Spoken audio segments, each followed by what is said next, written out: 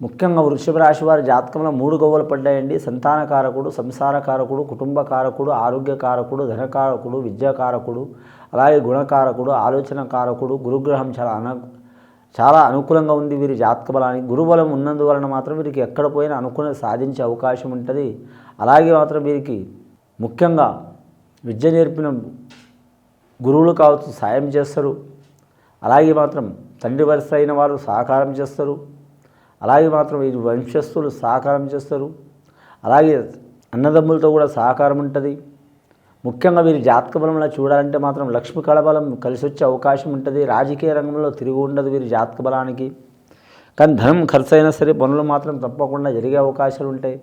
Government ఉద్యోగం పొందాలనుకునే వారికి మాత్రం 90% కలిసి వచ్చే అవకాశాలు ఉన్నాయండి.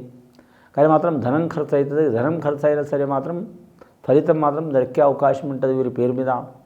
అలాగే వీరి పేరు మీద చూడాలంటే మాత్రం ముఖ్యంగా మాత్రం గురుగ్రహానికి అనుకూలత కొరకు మాత్రం వీరు ఖచ్చితంగా గురు రాఘవేంద్ర స్వామిని పూజ చేయటం కానీ లేదా మాత్రం దత్తాత్రేయుని పూజ చేయటం కానీ చాలా వరకు మంచిది.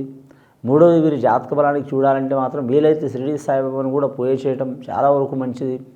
అలాగే వీరి పేరు మీద చూడాలంటే గురువారం నియమం పాటించడం చాలా వరకు మంచిది.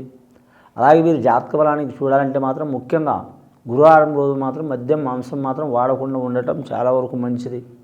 ఈ రాశివారి జాతకంలో స్త్రీ విషయంలో చూడాలంటే మాత్రం గురుగ్రహం సంతానానికి, విద్యకు, అలాగే ఆరోగ్యానికి, అలాగే మాత్రం ఉద్యోగానికి మంచి ఫలితం కాబట్టి ఇలాంటి సమస్యలు ఉన్నాయి వారికి మాత్రం సమస్యలు తొలగిపోయే అవకాశాలు ఉన్నాయి. ముఖ్యంగా వృషభ రాశి వారికి శుక్రుడు అధిపతి కాబట్టి పడ్డాయి గవ్వలండి గురుగ్రహం. ఈ గురుగ్రహానికి శుక్రగ్రహానికి పడదండి. దేవతల గురుడు ఈ గురుగ్రహం బృహస్పతి, కానీ మాత్రం రాక్షసుల గురువు శుక్రుడు. కాబట్టి కొన్ని సమస్యలు వీరు చేతులారా తెచ్చుకునే అవకాశం ఉంటుంది. కాబట్టి ఏ నిర్ణయమైనా 1కి 4 సార్లు ఆలోచించి చేయాలి.